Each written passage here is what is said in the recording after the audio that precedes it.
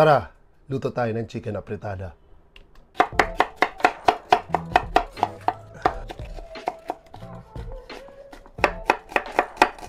Oil, garlic, onion, chicken,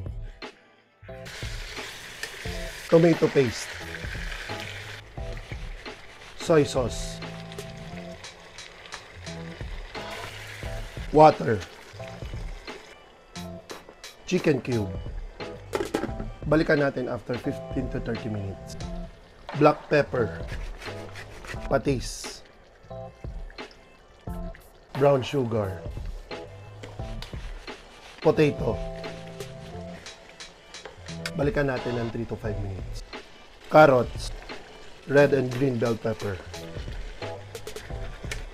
Lutuin lang natin yung mga gulay tapos kaon na kita. Chicken apretada. Tara, kaon kita. Sarap.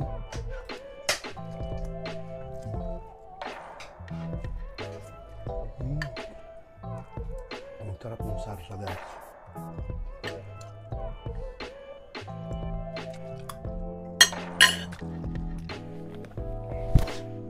Sarap.